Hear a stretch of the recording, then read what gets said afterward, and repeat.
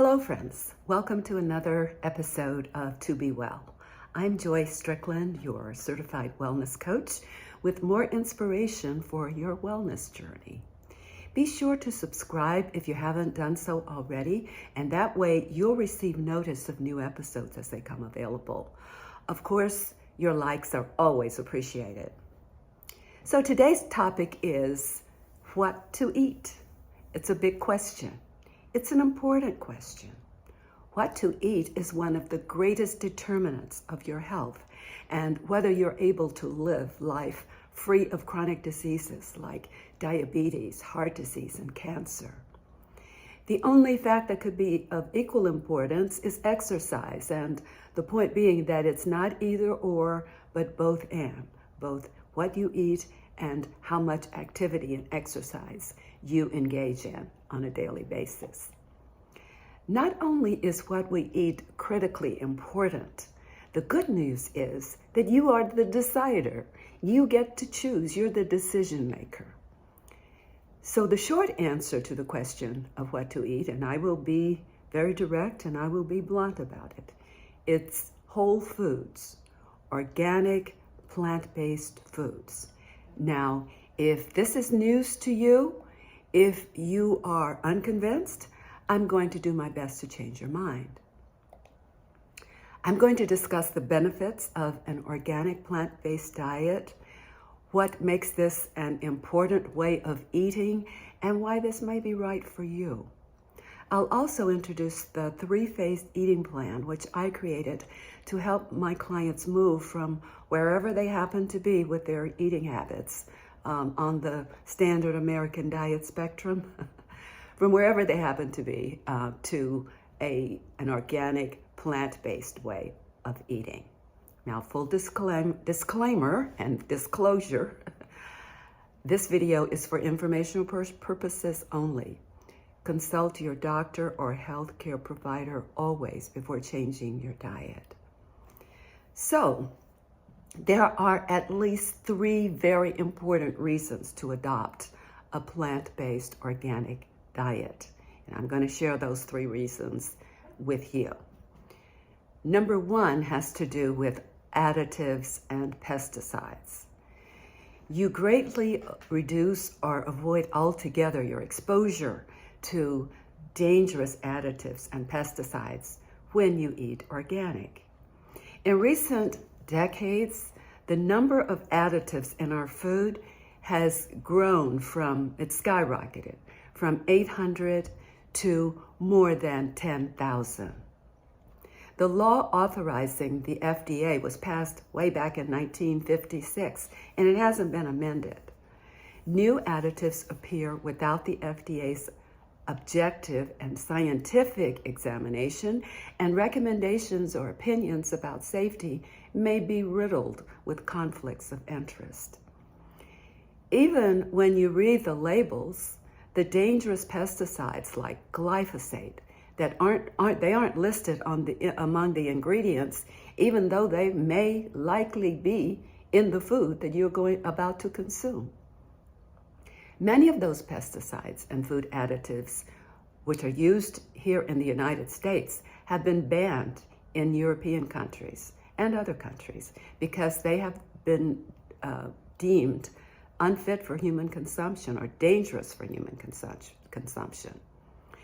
When you begin to read the labels, far too often you'll find something called high fructose corn syrup. Now for me, this additive, like the pesticide glyphosate, this is an additive that deserves special attention. High fructose corn syrup, which is essentially sugar, it's not only in cereals, baked goods, and sweets, and canned foods, but it's also in bottled dressings. It's in dairy products and many, many fast food items. To understand the critical importance of sugar in your diet, you need to know just a little bit about what we call metabolism.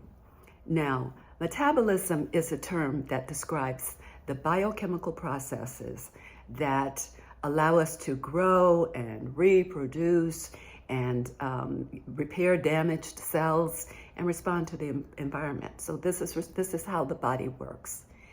And since sugar is an ever-present additive in processed food today, so many people consume absolutely too much sugar. And that means that their blood sugar is chronically high and their pancreas works overtime trying to help the body process all that sugar. And in this situation, the blood sugar can never get low enough to give the pancreas a rest and allow the body to switch from burning sugar to burning fat. The body's ability to switch from metabolizing blood sugar to burning fat for energy is absolutely critical to your health. Chronically high glucose can result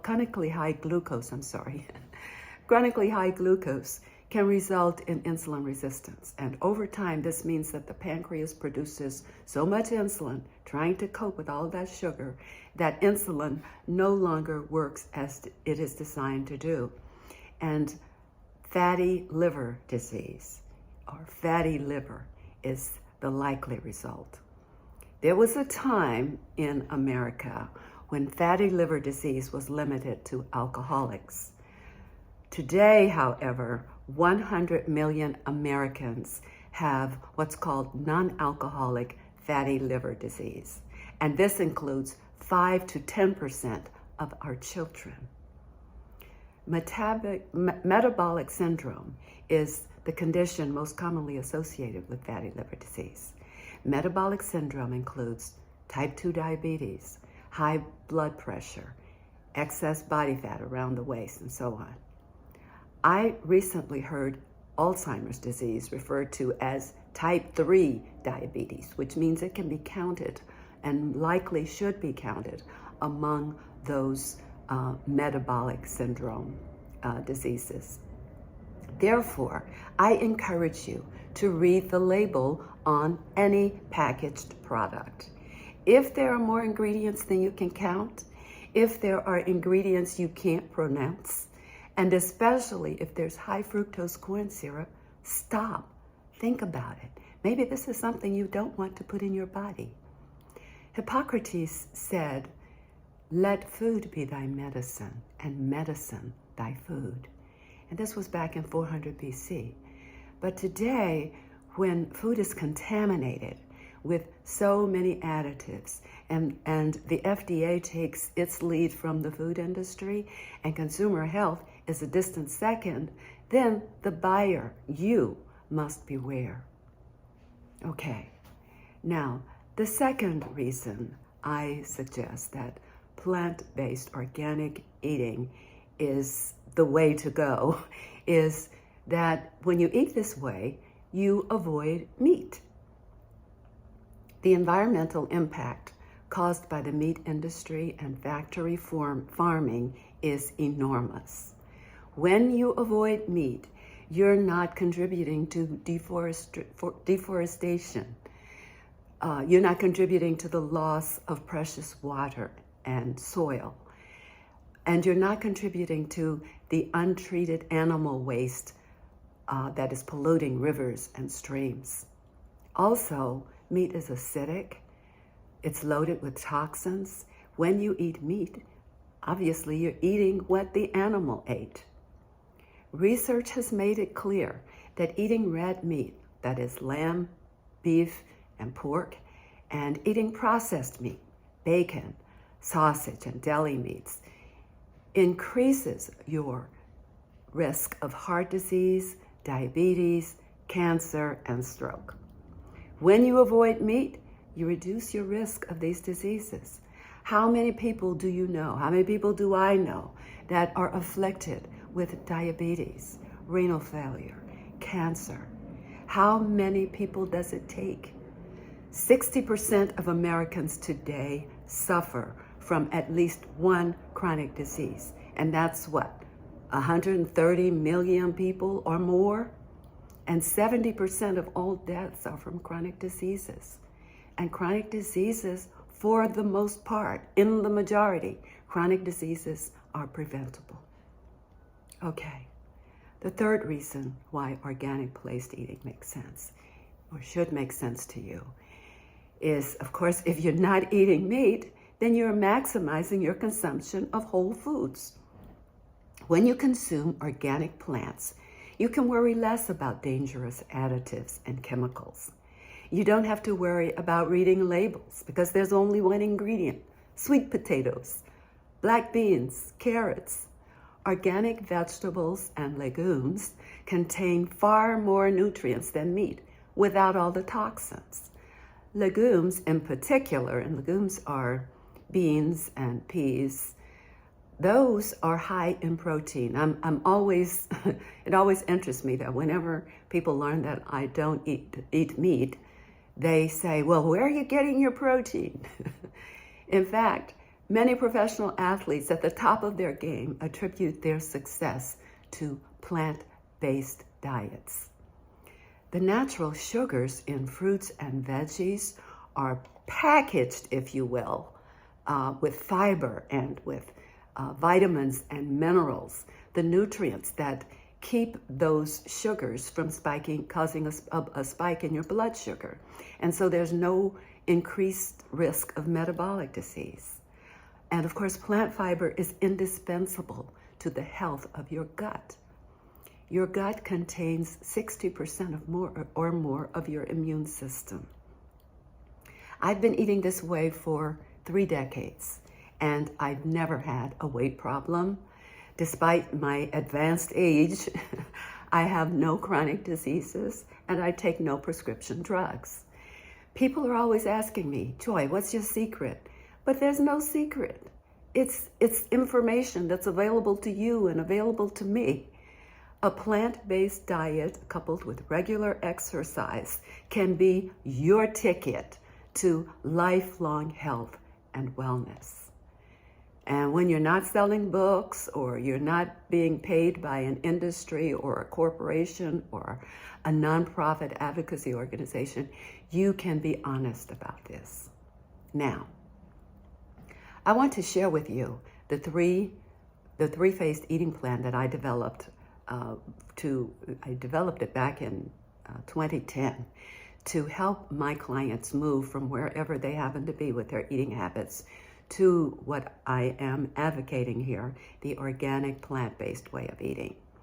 The strategies in this plan draw on my own experience as I began to make informed choices about healthy eating. And back then, I didn't make all my dietary changes overnight. In fact, many of those changes took place over a period of years. And I never put pressure on myself. I didn't have a chronic disease, so there was no sense of urgency, if you will. Of course, a client's situation may be different. Your situation may be different. But even now, when I think back on it, I wonder about from whence came that desire to adopt healthy eating habits. I was a trained dancer from the time I was a child until I was in my 30s and 40s, actually. And maybe, a dancer has to be very athletic. And maybe it was ballet that gave me that appreciation for and respect for my body and what it was capable of. And maybe on some level, I wanted to preserve that. That's what I was thinking as I put this presentation together. Maybe it was ballet and being an athlete. I also remember reading a book about healthy eating, and that was back in my 20s. And that book certainly introduced me to the strong connection between food and health. There are many, many, many such books today, but back then there weren't very many. But actually, it's funny how the mind works. I don't know why I didn't think of this first. The number one reason that I became a healthy eater is because in my 20s, I married a man who was diabetic. And his way of managing or not managing his disease was, he never missed a doctor's appointment, and he always took his insulin, But to my dismay, he never exercised. He wasn't curious about making any dietary changes. And he ate whatever he wanted as he took his insulin. And sadly, he died of a heart attack at the age of 46. So my plan draws on this experience, and this is a really great motivator for me, this experience of having lived with a person who was a diabetic. And my plan also draws on the ever-evolving science of nutrition and research. This three-phase eating plan, easy for me to say, is not about counting calories, although my clients tend to lose weight when they're on this plan. It is also not a temporary diet. The objective here is to achieve and sustain lifelong eating, lifelong health. This is a lifelong way of eating and achieving health and wellness. Also, as I coach clients, I make it clear that there are elements of this plan that may be tweaked and personalized. Within certain parameters, the client sets their own goals in terms of what they want to achieve. In other words, one person may want to become a vegan, as I was for a period in my life. They may also want to include eggs and fish, as I do today. It's your life, it's your body, and it's your right to make those choices. My healthy eating plan includes 3 phases, A, B, and C, and I've named those phases avocado, broccoli, and carrot. The client remains at each phase for a minimum of 60 days. According to research, this is the amount of time that is required for a new habit to be transformed into a behavior. Or it could be longer than 60 days. It's however long it takes for the client to develop a comfort level with that particular phase. So we won't go into all the individual steps in each phase, but instead I'm going to summarize the goals in each phase, and that would give you a good idea of this, of my eating plan. Also, I placed notes below so that you can refer to those. You may find those helpful.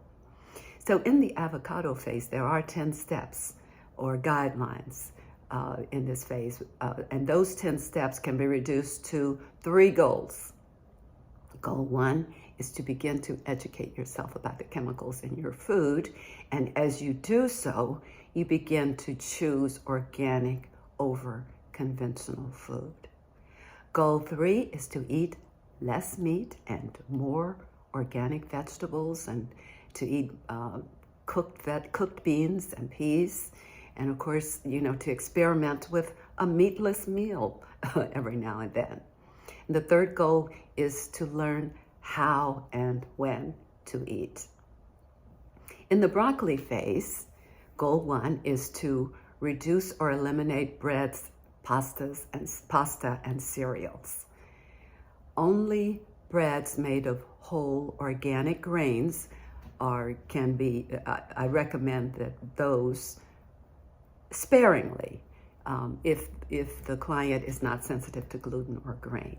And in goal 2, we stop adding sugar and artificial sweeteners to our food. Raw organic honey is permissible in small quantities. Goal 3, in large measure, here we replace meats with salads made of leafy greens and colorful vegetables. Legumes, nuts, and veggies become your main source of protein. Okay, so on to the carrot phase. Here, goal 1 is to stop eating processed foods altogether. Boxed cereals, bottled dressings, which are in many cases are high in high fructose corn syrup. And so when we avoid packaged foods, we can avoid that. Goal 2 is to stop eating dairy unless it is fermented and organic.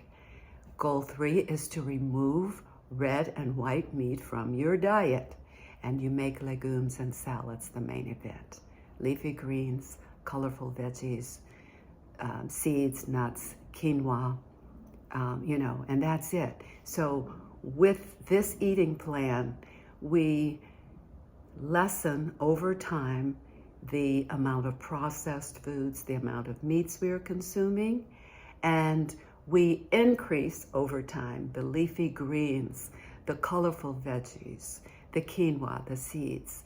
So, that's what this plan is all about. And my goal with this plan is to move clients from the standard American diet, which is absolutely sad, to consuming 90% or more of plant-based organic foods.